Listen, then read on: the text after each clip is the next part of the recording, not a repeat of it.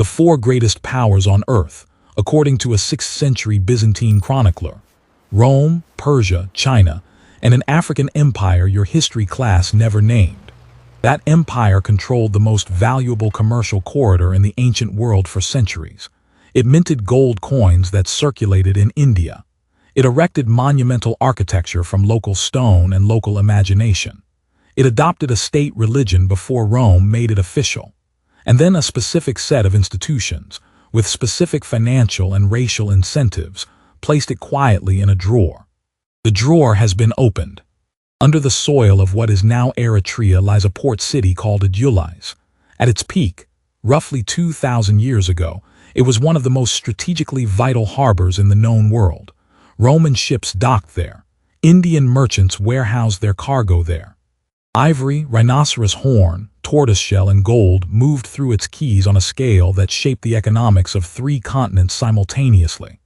The sovereign power that owned every inland trade route feeding into that port, that collected its taxes, enforced its laws, and projected its military reach across an entire sea, was African. Picture the shoreline: salt air, stone foundations, broken amphorae, fragments of Indian ceramics, debris from ivory working.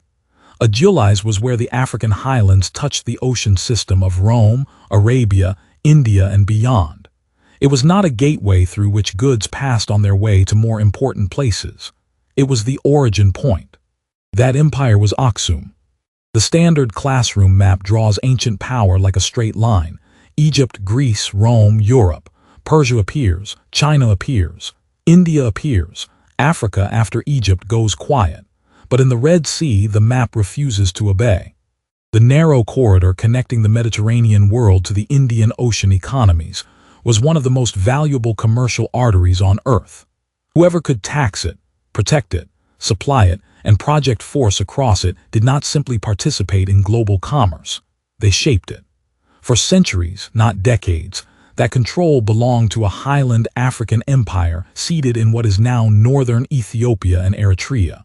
A Greek merchant manual written between 40 and 70 CE, known as the Periplus of the Erythraean Sea, describes Adulis in the kind of operational detail you only write down when money is at stake.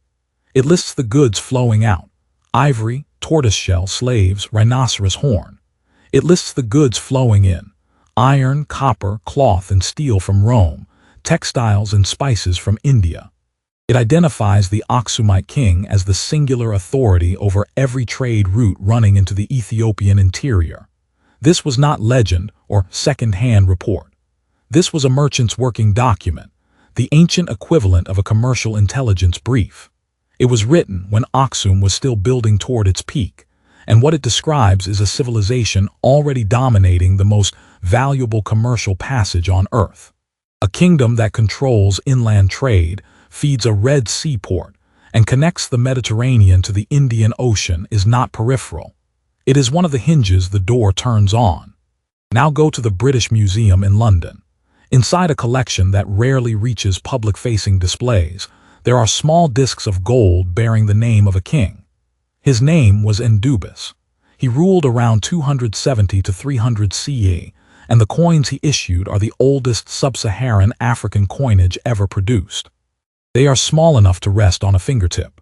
They carry inscriptions on both sides, one in Greek, the language understood across elite Mediterranean commerce, and one in Ge'ez, the ancient Ethiopian script that forms the root of Amharic still written today. Coins are not decoration. Coins are authority made portable. They announce to every merchant, every diplomat, every rival empire, we set the terms here. In the ancient world, minting your own gold coinage was a declaration of monetary sovereignty. At the time Endubis issued these coins, fewer than a handful of states on Earth had that capacity. Rome was one. Parthia was one. Aksum was one.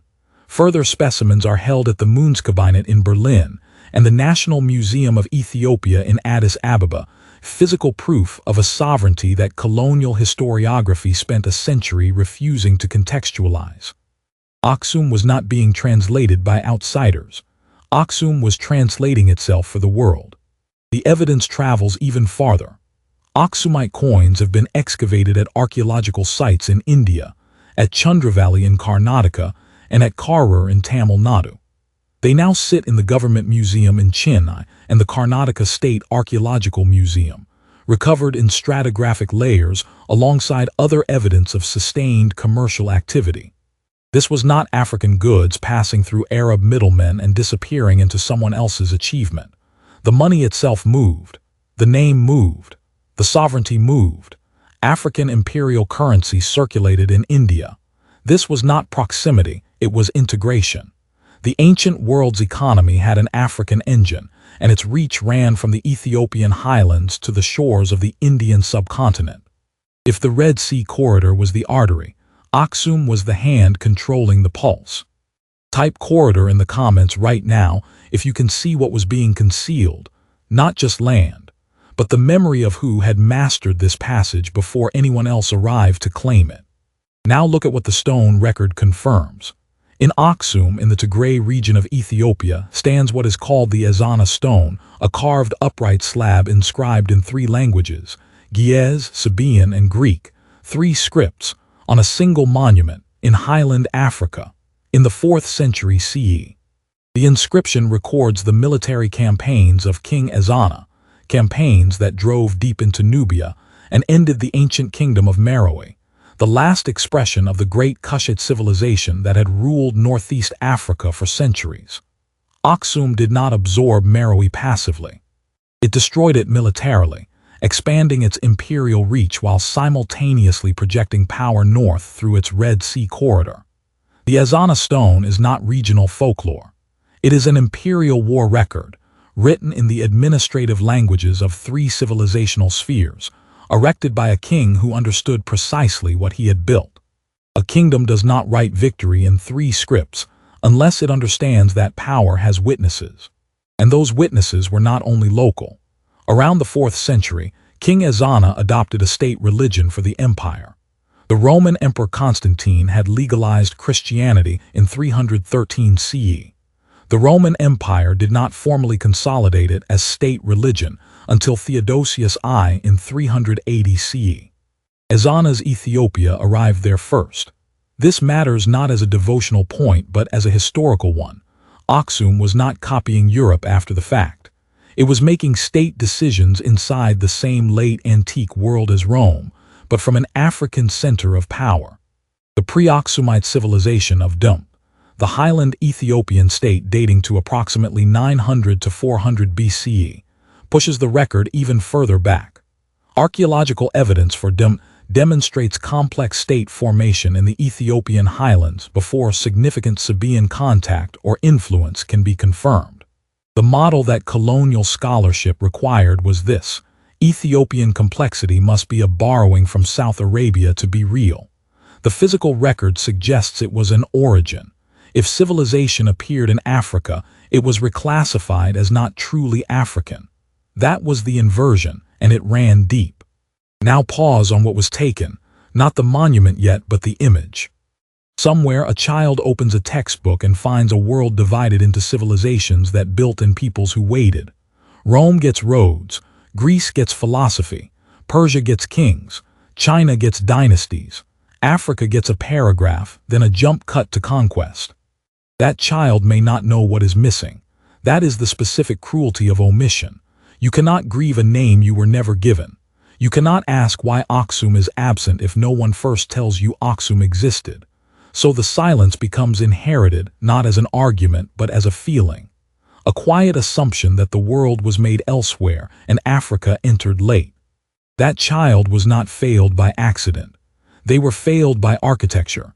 The architecture of a curriculum built specifically to produce a particular picture of who had ever been capable of empire, of commerce, of monument, of law. The evidence was always there. Someone had to decide not to teach it. Return to the record, and that feeling becomes impossible to defend. The Byzantine Egyptian merchant Cosmas Indicopleustes traveled to Aksum and Adulis around 550 CE and wrote a geographic text called the Topographia Christiana, not as advocacy for Aksum, but as commercial intelligence, the observations of a foreign merchant recording what was useful to know. He described monumental architecture. He recorded a functioning gold currency economy and a literate administrative class. He connected Aksumite commercial reach to India and Ceylon, modern-day Sri Lanka. He saw an African kingdom not as myth, but as infrastructure. And the Byzantine chronicler John Malalas, writing between 530 and 565 CE, lists the great powers of his world. He names four: Rome, Persia, China, and the Aksumite Empire under King Caleb. That is the rank this civilization held in the world it actually inhabited. By the 520 CE, Caleb had led a military expedition across the Red Sea into the kingdom of Himyar in what is now Yemen.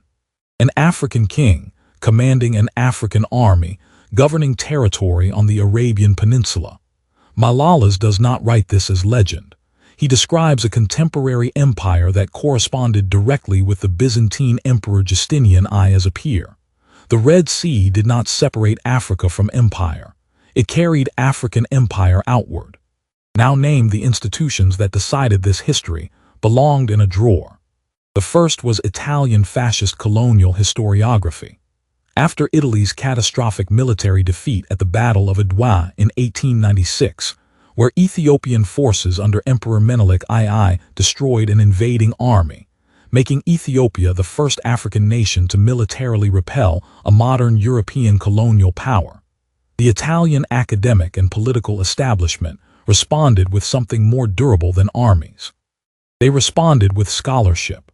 Under Mussolini, Italian researchers invested heavily in what became known as the Sabaean hypothesis, the argument that Aksumite civilization was not independently African, but derived from Semitic migration out of South Arabia. Ethiopian complexity in this framework was always a transplant, never a root. The physical expression of this strategy came in 1937, when Italian fascist forces looted the stele of Aksum, a 24-meter carved granite obelisk, 1,700 years old, one of the largest monoliths ever erected by a pre-industrial civilization, and transported it to Rome, where it stood for over 6 decades. This was not a scholarly disagreement. This was the act of removing the African monument from African ground and planting it inside the imperial capital of the invader, letting stone itself perform the lie. When someone tells you Aksum was obscure, ask why an obscure civilization's monument had to be stolen by a European empire. The stele was not returned to Ethiopia until 2008. The second mechanism was the institutionalization of academic disciplines in the decades surrounding the Berlin Conference of 1884 and 1885, Orientalism, Egyptology, classical studies, that defined civilization with explicit geographic and racial parameters. Foundational scholars of Ethiopian studies produced genuinely important philological work on Ge'ez texts, while simultaneously embedding Aksum within a framework that made its African identity secondary to its supposed Hellenistic or Semitic influences. This was not always deliberate falsification. It was a structural bias so thoroughly baked into 19th-century German philological methodology that it required no conspiracy, only consensus. The consensus was, complexity comes from elsewhere. Africa receives it. It does not generate it. The third mechanism was Cold War-era curriculum standardization in the American and European university systems. Between the 1950s and 1980s, as Western civilization consolidated as the dominant framework for university history education, positioned in explicit ideological contrast to the Soviet bloc, all ancient history that could not be narratively incorporated into the arc from Greece to Rome to Europe was quietly expelled to the margins. Aksumite history had no clean insertion point into that teleology. It operated on a Red Sea axis, an Indian Ocean axis, that the Western civilization framework was not built to accommodate. So it was filed under area studies, made optional, made peripheral, a bureaucratic quarantine masquerading as academic organization. The financial motive ran alongside all of this. British commercial dominance of the Red Sea and of the Suez Canal, opened in 1869, depended on a historical memory in which that corridor was a European achievement and a European inheritance. Acknowledging that Aksum had controlled, taxed, and administered that same corridor for 1,000 years prior was not merely inconvenient. It was an argument for African sovereign claim over one of the most economically valuable maritime routes in the world. That argument was not going to be funded, published, or taught by the institutions that had built their wealth on that route's modern revenues. That is not forgetting. That is sorting. So consider the full shape of what was concealed. Aksum minted money. It carved monuments. It wrote inscriptions in multiple scripts. It controlled trade. It projected military power across 3 continents. It communicated across languages. It crossed the sea. It appeared in foreign chronicles. It stood exactly where the colonial story said an African empire should not be standing. Ethiopia was never just a country that survived colonization. It was the highlands center of a civilization whose influence moved through the Nile Valley, the Red Sea, South Arabia, the Mediterranean, and the Indian Ocean. Its empire did not need Europe to validate its existence. Rome knew the corridor, Byzantine writers named the power, Indian soil kept the coins, and the port of Adulis held the cargo. Ethiopia resisted empire in 1896 because it remembered being empire long before 1896. The steel that Mussolini's soldiers loaded onto flatbed trucks in 1937 came home in 2008. It was re-erected in Aksum by a team of Ethiopian engineers before thousands of witnesses. The stone does not need a formal apology from the institution that took it. It is older than the concept of Italy. It was there before the nation that looted it existed, and it will be there long after the archives that tried to explain it away have turned to dust. The next time you see the Red Sea on a map, do not see empty blue water between civilizations that mattered. See the corridor. See Adulis breathing ships into the ocean. See an Aksumite coin passing from hand to hand in a South Asian port. See Ezana's words cut into stone in 3 scripts so no witness could pretend not to understand. The monument is not a symbol, it is testimony, and it was always there waiting for someone to stop deciding not to teach it. Next on Dark Timeline, the kingdom of Kush, the African empire that conquered Egypt, ruled as pharaohs and was written out of the story by the very civilization it once commanded. Subscribe so you don't miss it. This channel does not leave these names in the margins.